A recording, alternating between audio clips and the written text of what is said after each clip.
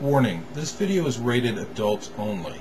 It does not contain sex or foul language, but instead thoughtful identifications and integrations that could be dangerous to those that are too young to use them effectively. If you are not fully legally responsible for your actions, you are prohibited from watching this video. Hit the bricks, kid.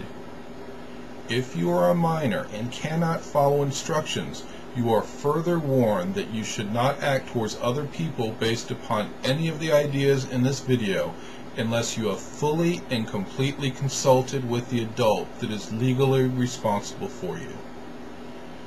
Last month, I read an op-ed by author Douglas R. Burgess Jr. in the New York Times, which stated that piracy is by definition terrorism.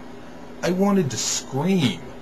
It reflects one of the critical problems with fighting terrorism, the incapability that most people and government officials have in defining it. Consequently, everything is terrorism, and nothing is terrorism. In this error, Burgess made the oft-repeated mistake of diminishing the scope of terrorism to a criminal justice issue that fit nicely within his narrow point. But that has to be a rant for a different day, as this video deals with a different insidious evil that threatens to destroy our republic, the incompetence of public school teachers. In general, why is it that we cannot effectively define terrorism? It is linked to the broader problem that we have trouble objectively defining anything. This epistemological handicap is not an accident but by design. Further, this invasive weed has a common source that should be pulled, root, and branch. The common element is how we learn to define words back in school.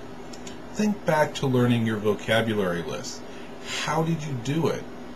Encouraged by your teacher and the evaluation tools, what was the shortcut that you chose to use to make the task easier?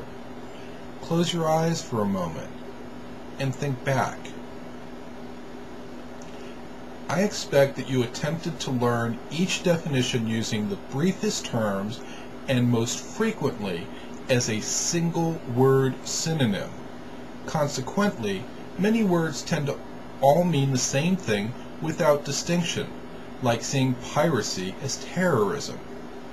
Almost like Orwellian newspeak, some words lose their utility as they become indistinct. Freedom is slavery. However, definitions have two components, the genus and differentia. Through an emphasis on synonyms and learning vocabulary, the genus is being retained. However, the differentia is being lost. Thus, teaching vocabulary by this shortcut is gross negligence and incompetence by educators. Consider this problem in the context of terrorism and the oft-repeated phrase, one man's terrorist is another man's freedom fighter.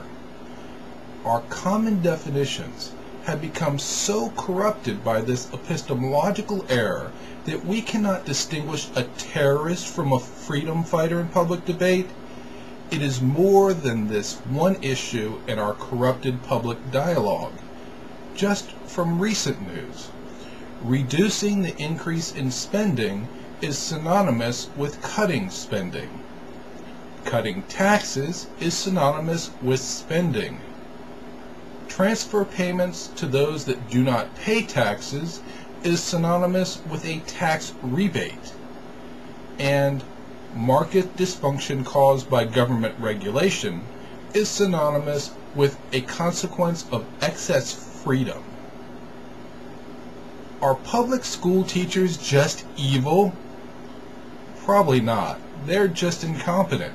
In general, the worst students who advance to and graduate from college become teachers.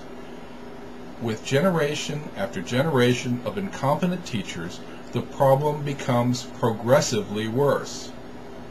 Where did this problem start? In philosophy, of course. Recently I was explaining this idea about synonym education and its consequence while chatting before a lecture by a visiting professor. In her lecture about the tie between a particular philosophical perspective and current politics, the professor discussed how this philosophy's methodology included an effort to erase and deny the importance of differences. That philosophy is pragmatism, which established progressive education in our public schools and guides the methodology of our current political leadership, both Republican and Democrat. What can be done? First, if you've not seen it, I recommend that you watch the video from Dr. Tara Smith's recent lecture, The Menace of Pragmatism, How Aversion to Principle is Destroying America. Don't forget to play the Where is Jim game during the audience shots. Second, whenever you hear an idea or person described as pragmatic, look out, stop, and think. What important differentiating principles are they attempting to erase? Third, give thoughtful consideration over whether public school teachers merit the deference and respect that they receive. Fourth, don't forget the differentia in your definitions.